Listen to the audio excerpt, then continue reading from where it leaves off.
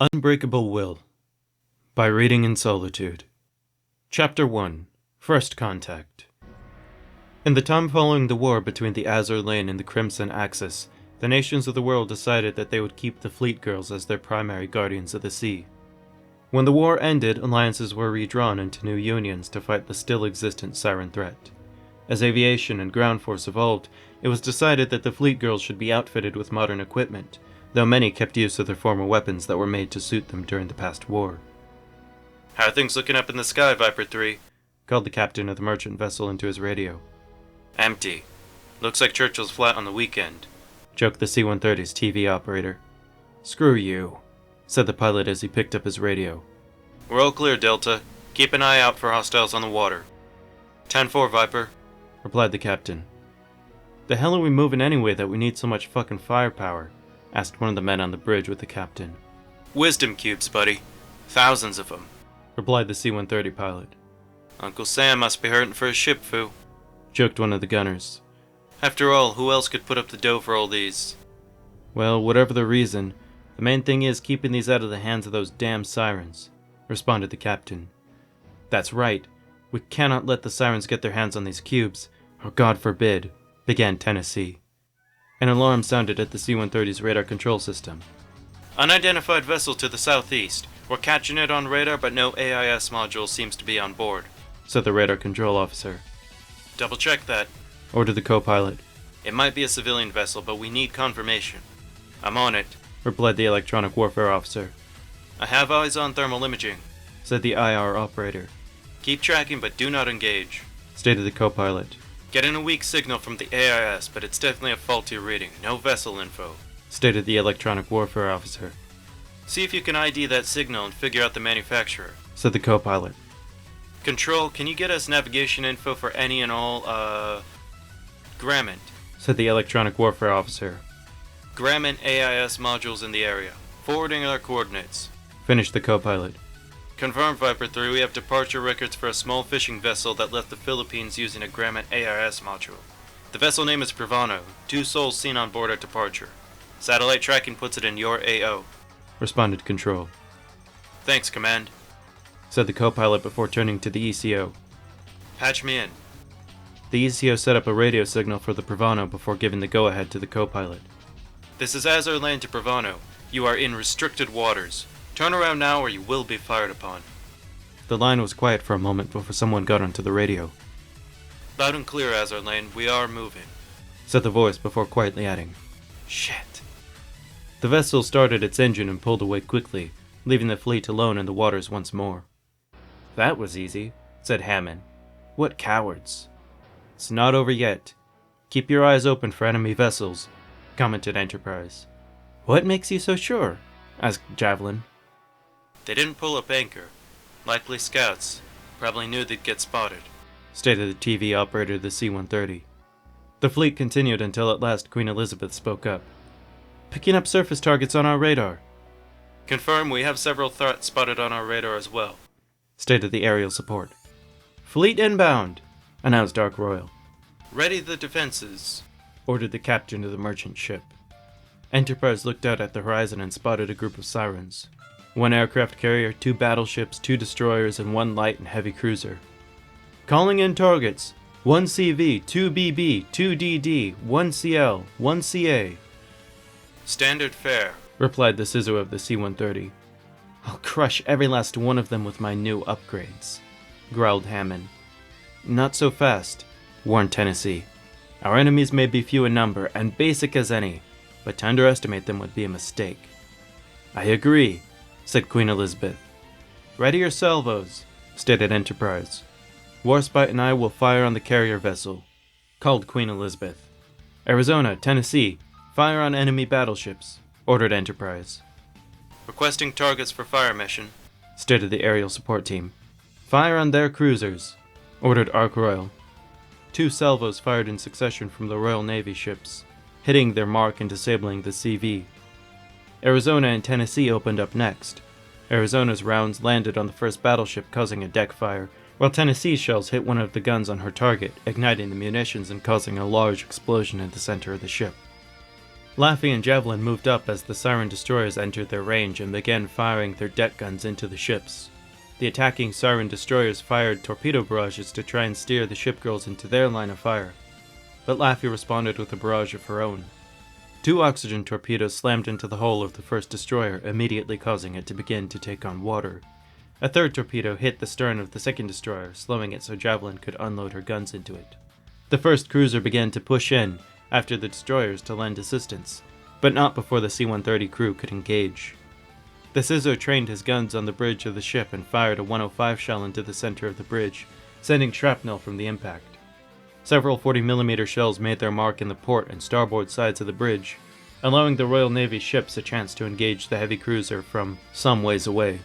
Belfast and Sheffield laid into the final ship of the attacking fleet's vanguard, while Reno and Hammond hung back to provide anti-air support for Ark Royal and Enterprise from the aircraft carrier that was still able to scramble jets to engage their fleet. The merchant ship hid itself between the two for protection and readied its own onboard defenses. The Sirens' counterattack began as their first destroyer sank, starting with a salvo being laid upon Laffy and Javelin from the operational battleship of the 2 that were engaged. The destroyers deftly dodged the incoming salvo, though not without taking some surface damage. Though the 2nd battleship had lost one of its primary gun installations, it still had a secondary installation and its anti-air defense to levy attacks with. Training its guns on the cruisers Sheffield and Belfast, it opened up with a volley of 40mm Bofors rounds from its anti-air defense. Viper 3 to Laffy, Hammond, target those cruisers. We'll clean up on the destroyers from up here, yelled the Scissor as a 105 sunk the heavily damaged destroyer Laffy had hit with her battery. The C-130's 40 began laying fire into one of the 2nd destroyers, giving cover to Laffy and Javelin to change positions. The 2 moved in to assist Belfast and Sheffield by firing torpedoes from the front while the maids engaged from the side.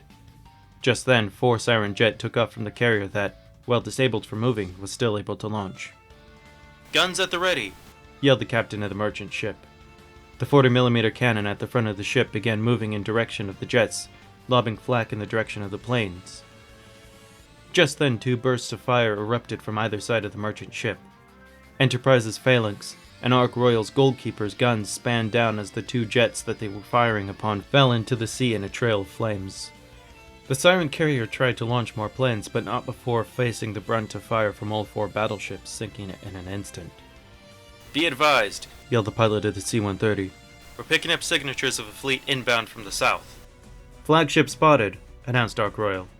"We've got 3 Siren carriers, 1 BB, and 5 mass-produced destroyers. Air targets on radar," called Arizona. "SAMs are ready to fire," yelled Hammond and Reno as they took the vanguard of their shipmates.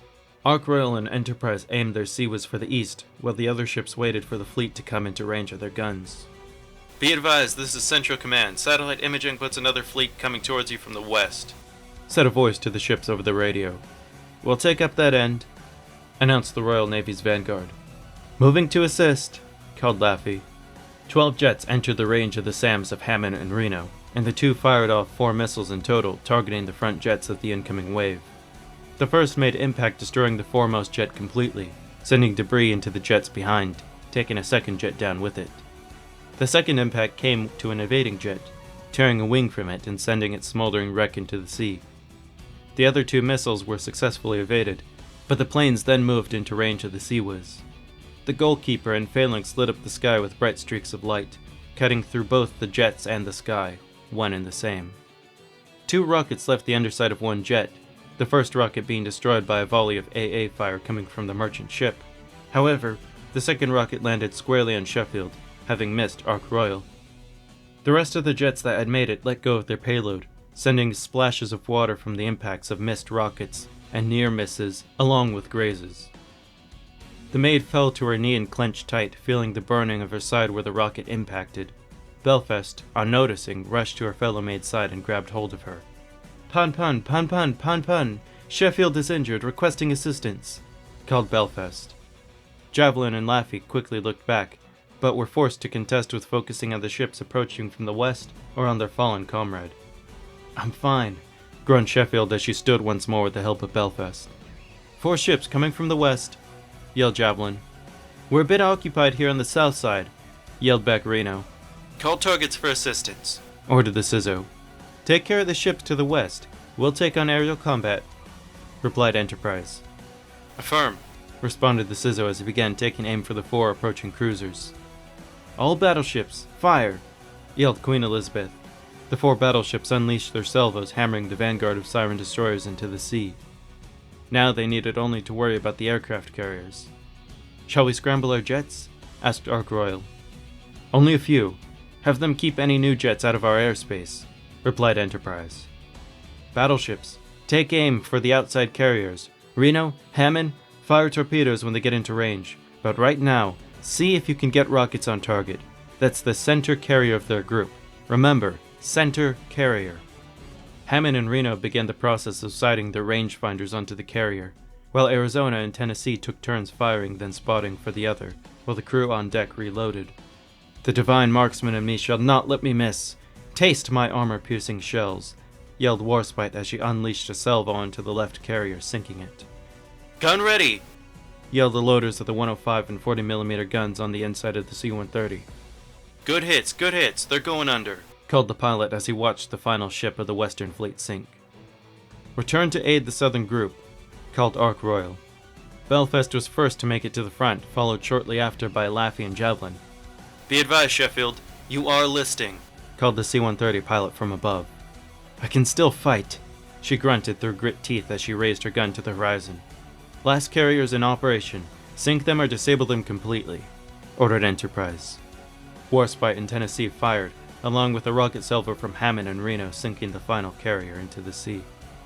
Regroup on me, called Enterprise. How bad are you hit? Asked Belfast as she looked over Sheffield. I'm fine, grunted Sheffield. Her rudders are damaged. Looks like a rocket landed right in her propulsion system. She could sink if she takes any more damage, observed Laffey. And what makes you an expert? All you do is sleep, huffed Sheffield, trying to fend off any signs of weakness. I can tell you the same, being a ship who's sunk before, commented Tennessee. You could well sink here if we aren't able to repair you soon. Control, this is Enterprise. Can you sortie a repair fleet to our location? Asked Enterprise. Negative, Enterprise. We can get a repair fleet between your position and the Sakura Empire. Nearest port is in Guam, responded the voice on the line. Heads up, another fleet to the west, yelled Ark Royal. This one's huge. A fleet? Asked Javelin. Yes, there's so many. It's taking up a whole damn grid square on my radar display. They must be packing in tight to get that kind of signature, exclaimed Ark Royal. Let us see, yelled Queen Elizabeth. Impossible, gasped Warspite. Guys, that's no fleet. It's a ship. A really big ship, said the pilot of the C-130 as he spotted the ship begin coming into view.